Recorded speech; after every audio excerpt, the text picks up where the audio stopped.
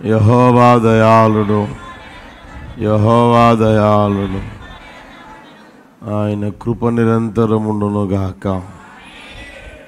మనందరి పట్ల ఆయన కృప నిరంతరం చూపునుగాక. మందిరంలో అడుగుపెడుతున్న ప్రతి ఒక్కరి పట్ల ఆయన కృప నిరంతరం చూపునుగాక. ఈ ప్రాంతం పట్ల, రాష్ట్రం పట్ల, దేశం పట్ల ఆయన కృప నిరంతరం చూపునుగాక. హల్లెలూయా. ప్రభు అందరినీ ఆశీర్వదించునుగాక.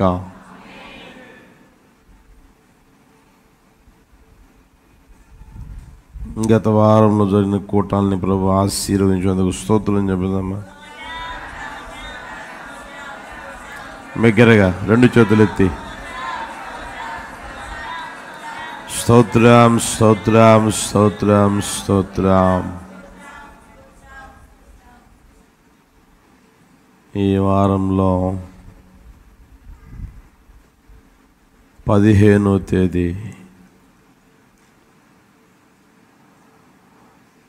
ఐతానగర్లో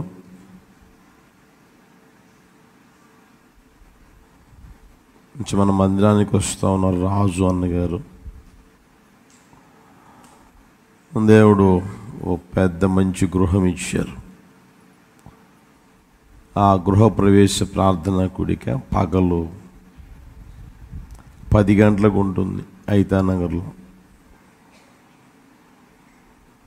అవి వినపడుతున్నాయిరా?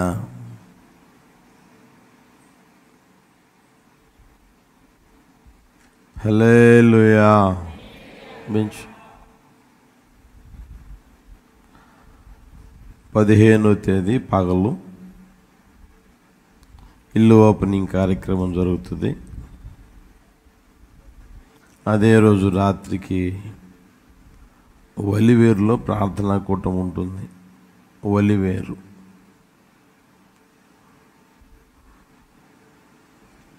17వ తేదీ యథావిధిగా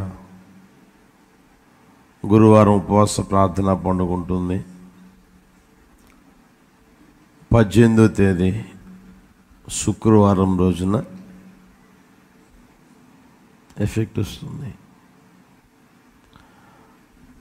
18వ తేదీ శుక్రవారం రోజున గుడ్ ఫ్రైడే కనుక ఒక ఆరాధనే ఉంటుంది. ఉదయం 5:30 నుండి 8 గంటల వరకు జరిగే ఒక ఆరాధనే ఉంటుంది కనుక కాస్త మీరు సహకరించాలని ప్రేమతో తెలియజేస్తూ ఉన్నా. శుక్రవారం ఒక్కరోజు మాత్రమే మీరు కాస్త గుర్తుపెట్టుకొని సహకరించాలని మరొకసారి ప్రేమతో తెలియజేస్తూ ఉన్నా. శుక్రవారం రోజున ఒక ఆరాధన జరుగుతుంది. ఆదివారం యథావిధిగా మరలా 2 ఆరాధనలు జరుగుతాయి. ఈస్టర్ ఆరాధనలు 2 జరుగుతాయి. ప్రతి ఆదివారం 2 ఆరాధనలు జరుగుతాయి. వచ్చే ఆదివారం రోజున రాత్రి, తర్వాత రోజు సోమవారం రోజు రాత్రి మనకు సమీపంలో ఆర్ఆర్ నగర్ ఉంది. ఆ 2 రాత్రులు అక్కడ సభలు జరుగుతాయి. ప్రభు అన్ని దీవెనకరంగా, ఆశీర్వాదకరంగా జరిగించినట్లుగా స్తోత్రం చెబుతాము.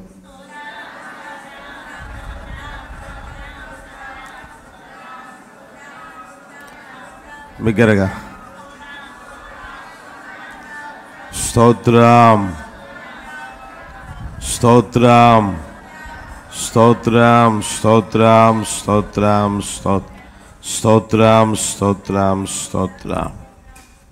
హల్లెలూయా, హల్లెలూయా. కొద్ది సమయం దేవుని మాటలు విందాం. జాగ్రత్తగా ఆలకించాలని ప్రేమతో తెలియజేస్తూ ఉన్నాం.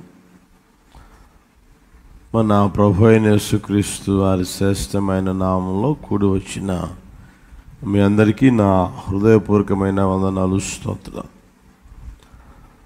లూకా సువార్తమానం 6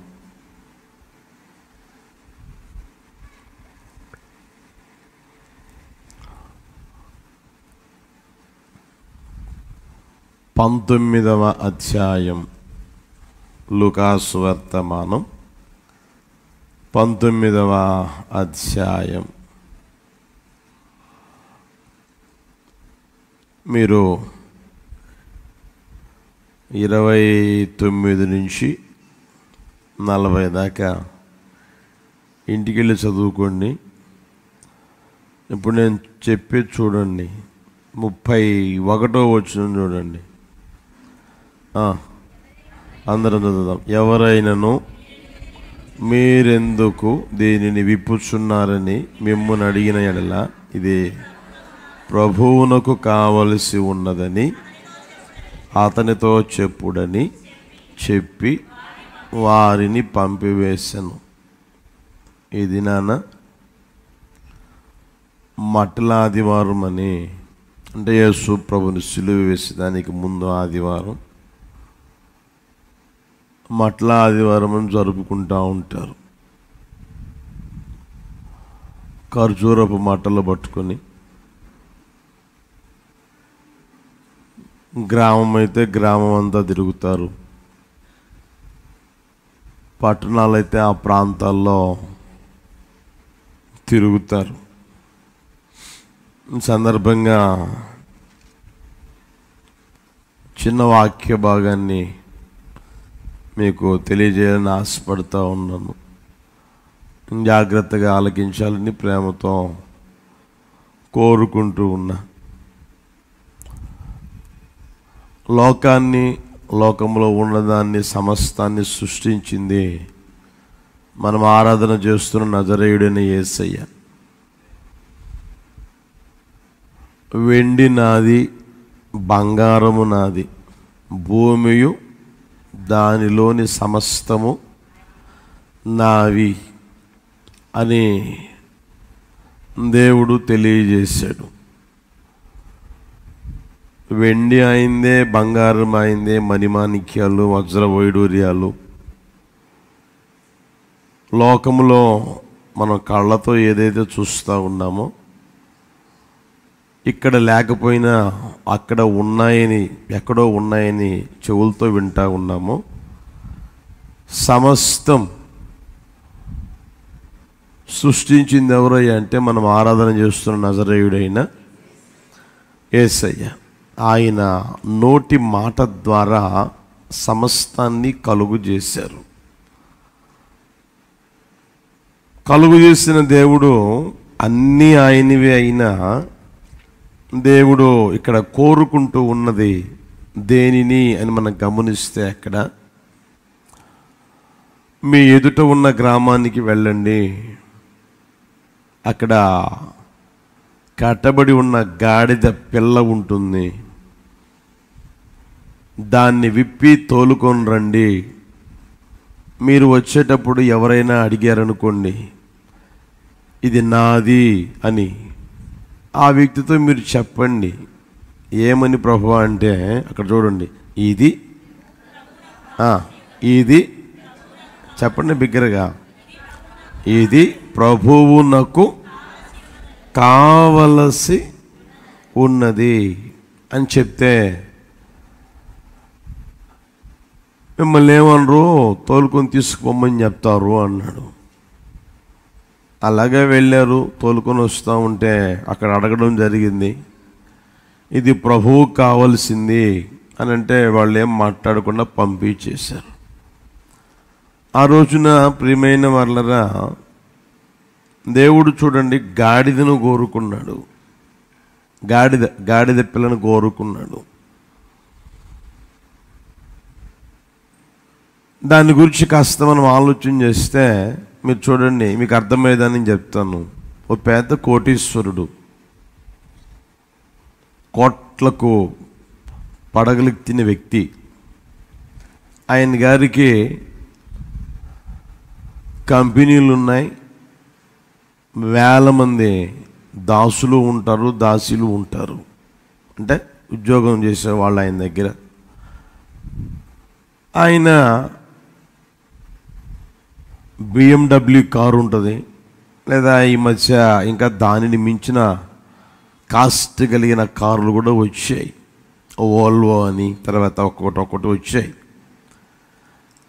BMW కారులో ఆ వ్యక్తి తిరుగుతా అలా పోతా ఆ బజార్లో ఆగి,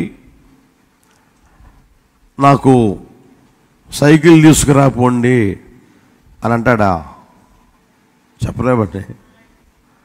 నాకు ఇప్పుడు సైకిల్ కావాలి, సైకిల్ తీసుకురాపోండి అంటాడా? కోరుకుంటాడా? సైకిల్ ఎప్పుడో తొక్కాను, సైకిల్ ఎప్పుడో ఉన్నది, అది పోయింది, చిన్న కారు వచ్చింది. ఆ కారు పోయిన తర్వాత ఇప్పుడు ఇంత విలువ కలిగిన కారు ఉంది అని పెద్ద పట్టించుకోడు, అలా వెళ్ళిపోతూ ఉంటారు, కారులో వెళ్ళిపోతూ ఉంటారు. అయితే యేసు ప్రభువు చూడండి ప్రియమైన వాళ్ళరా, సమస్తము ఆయనదే అయినా, సమస్తము ఆయన మూలంగానే కలిగిన, సమస్తం ఆయనే చేసిన, ఆయనే కలుగు చేసిన, ఆయన మూలంగా కలుగు చేసిన, కలిగిన ఆయన కోరుకుంటున్న కోరిక ఏంటంటే, నాకు ఇప్పుడు గాడిద పిల్ల కావాలి, దాన్ని తోలుకురండి అంటాడు. ఏం కావాలంట? చెప్పరేవండి, ఒకసారి గమనించండి ప్రియమైన వాళ్ళరా.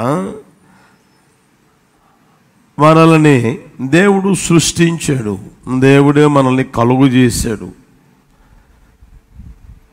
పుట్టించిన దేవాతి దేవుడు ఒక జీవితం ఇచ్చాడు. అప్పుడప్పుడు అంటూ ఉంటాం కదా మనం, నా జీవితంలో వీడికి జీవితం ఎంత ఉందో వాడికి తెలియదు. తిప్పి కొడితే వాడికి 20 సంవత్సరాలు ఉండవు, 30 సంవత్సరాలు ఉండవు. నా జీవితంలో ఎన్నో అనుభవాలు అనుభవించా, ఎన్నో సమస్యలు, ఎన్నో బాధలు. ఒరే నీ వయసు ఎంతరా? అర్థమవుతుందా? ఇలాంటి మాటలు మాట్లాడుతూ ఉంటారు, అవునా? చూడండి, దేవుడు నిన్ను పుట్టించి ఈ లోకానికి పంపి ఒక జీవితం అనేది ఇచ్చాడు, అన్న కదా. ఒకే ఒక్క జీవితం మనిషికి ఉండేది, ఒకే ఒక్క జీవితం, రెండోది లేదు. అర్థమవుతుందా? రెండోది ఉంది అంటే వాడు తెలివి తక్కువ దద్దమ్మై ఉంటాడు, చెప్పినోడు తెలియక చెప్పి ఉంటాడు. రెండవ జీవితం లేదు, ఒకే ఒక్క జీవితం మనిషికి అనుగ్రహించబడింది, ఒకే ఒక్క జీవితం. అది అయిపోయిందా, మరలా కుక్కగా పుట్టేది లేదు, నక్కగా పుట్టేది లేదు, లేదా కోతిగా పుట్టేది లేదు. అర్థమవుతుందా? బైబిల్లో రాయబడిన మాట చెప్తాను, మనుషులు ఒక్కసారి మృతి పొందవాలని నిర్ణయించబడి ఉన్నది, ఆ తర్వాత తీర్పు జరుగుతుంది. ఇక అంతే. అప్పుడప్పుడు మన వాళ్ళు అంటారేమని, సచ్చి నీ కడుపున పుడతానమ్మా,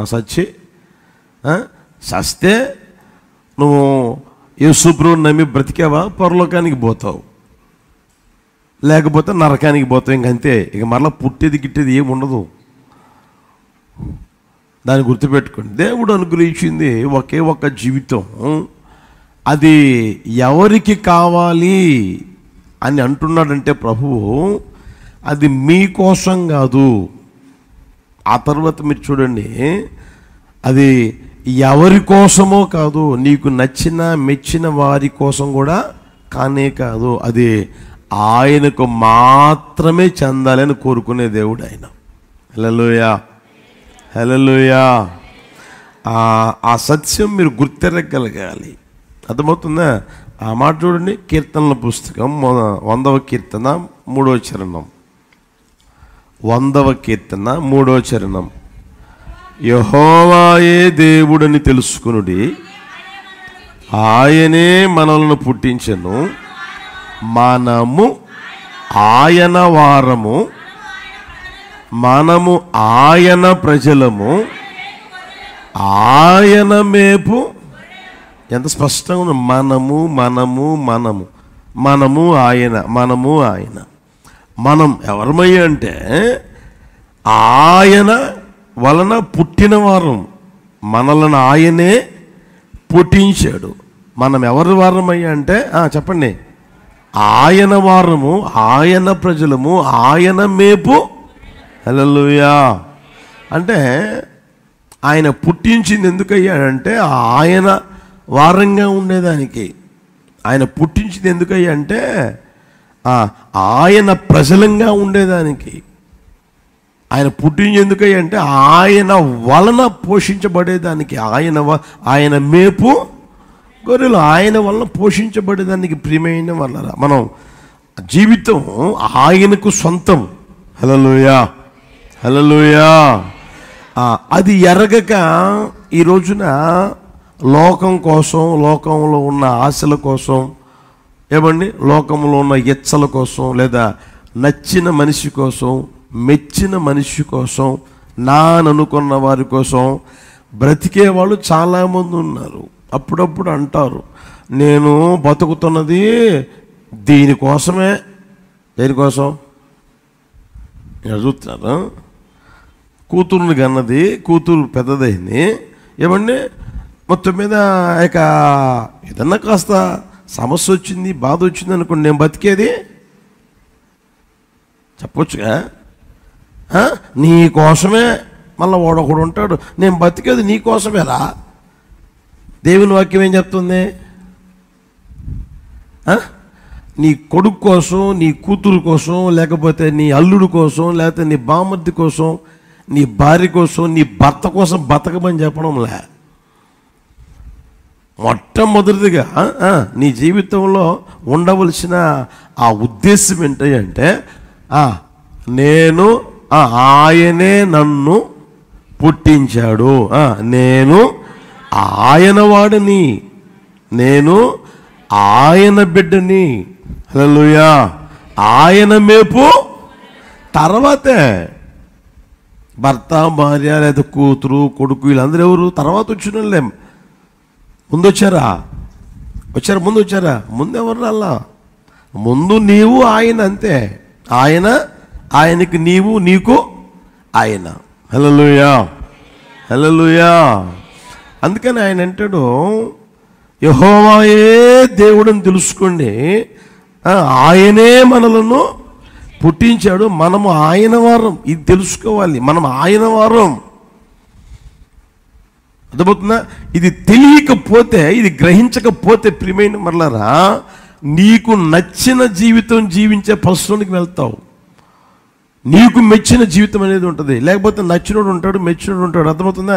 వాళ్ళ కోసం జీవించే జీవితం నువ్వు జీవిస్తూ దేవునికి దూరం అయిపోతా ఉంటావు. దేవుని యొక్క ఉద్దేశానికి, దేవుని యొక్క ఆలోచనకి, దేవుని యొక్క చిత్తానికి దూరం అయిపోతూ ఉంటావు. అందుకనే ప్రభు అంటాడు, నాకు అక్కడ గాడిద పిల్ల ఉంది, అది కావాలి. ఇది ఎవరికి కావాలని అడిగితే ఏం చెప్తా తెలిసిన? అది ప్రభువుకు కావాలి. నీవైనా నేనైనా ఎవరికి కావాలి అంటే, నజరేయుడైనా యేసయ్యకు కావలసి ఉన్నవారు మనం. ఆయనకు అవసరం ప్రియమైన వాళ్ళారా, అది మనం గుర్తెరుగుదుము గాక. ఆయన మహిమ కొరకు, ఆయన ఆనందం కొరకు, ఆయన సంతోషం కొరకు ఆయన మనల్ని పుట్టించాడు, మనల్ని కలుగు చేశాడు ప్రియమైన వాళ్ళారా. దాన్ని మనం ఆలోచన చేసుకునగలిగే స్థితిలోనికి రావాలి. ఒకే ఒక్క జీవితం ఇస్తే ఆ జీవితం నా యేసయ్యకు సొంతమగునుగాక. హల్లెలూయా. మన యేసయ్యకి మనం సొంతమైన వారంగానే నడిపించబడే ఆ కృప మనందరి మీద కుమ్మరించునుగాక. ప్రభువు నాకు ఆ గాడిదే కావాలి, ఆ గాడిద పిల్లే కావాలి అంటాడు. అది ప్రభువుకు అవసరమై ఉన్నది అని రాయబడిన మాటలున్నాయి, ప్రభువే చెప్పిన మాటలున్నాయి. ఎందుకని? ఆ గ్రామానికి పో, ఎదుట ఉన్న గ్రామానికి పో, అక్కడ గాడిద పిల్ల కట్టబడి ఉంటుంది, అది విప్పి తోలుకున్నాడు, అది నాకు కావాలి అంటాడు ప్రభు. అర్థమవుతుందా? ఈరోజు నా ప్రియమైన వాళ్ళరా, మనం అందరం ఎవరికి కావాలని కోరుకున్నాడంటే, మనం యేసయ్యకి సొంతంగా మారుదుముగాక. హల్లెలూయా. మందిరానికి వస్తూ ఉన్న మనం, వాక్యాన్ని వింటూ ఉన్న మనం, మన వ్యక్తిగత జీవితాలకు యేసయ్యకి సొంతమగునుగాక. ఎందుకు కావాలని కోరుకుంటున్నాడు, దానిలో దాగిన ఆశీర్వాదాలు ఏంటనేది మీకు తెలియజేస్తాను. జాగ్రత్తగా గమనించాలని ప్రేమతో కోరుకుంటున్నా. యోహాను సువార్తమానం 12వ అధ్యాయం 14 వచ్చింది ఇవ్వండి. యోహాను సువార్తమానం 12వ అధ్యాయం 14 వచ్చిన అందరు చదవండి. సియోను కుమారి భయపడుకుము, ఇదిగో నీ రాజు గాడిద పిల్ల మీద ఆసీనుడై వచ్చుచున్నాడు అని వ్రాయబడిన ప్రకారము యేసు ఒక చిన్న గాడిదను కనుగొని దాని మీద కూర్చుండెను. హల్లెలూయా. యేసు ప్రభు చూడండి, ఆ గాడిద పిల్లని విప్పి తోలుకొని రండి అన్నాడు. ఎందుకయ్యా ఆ గాడిద పిల్లని నువ్వు కోరుకుంటున్నావు, అదే నీకెందుకు కావాలి అని అంటే, అక్కడ చూడండి ప్రియమైన వాళ్ళ 15వ వచనం మొదట్లో వ్రాయబడిన ప్రకారము. ఏంటంటే అది గట్టిగా చెప్పండి. వ్రాయబడిన ప్రకారము అంటే యేసు ప్రభు ఒక రోజున ఈ లోకానికి వస్తాడు. వచ్చిన ఆ తర్వాత రోజుల్లో ప్రియమైన వాళ్ళరా గాడిద పిల్లను ఎక్కి, చెప్పండి ఆ మాట చూడండి అక్కడే, గాడిద పిల్లను ఎక్కి ఆసీనుడై వచ్చుచున్నాడు అన్న మాట వ్రాయబడి ఉన్నది. దేవుని వాక్యంలో పాత నిబంధన గ్రంథంలో వ్రాయబడి ఉన్నది. చూడండి ఆ మాట కూడా చూపిస్తాను మీకు. జకర్యా పుస్తకం 9వ అధ్యాయం తీయండి.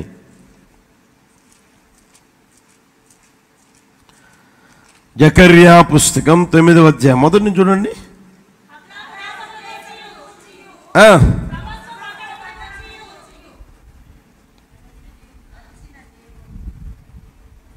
క్షమించండి, 9వ వచనం చూడండి.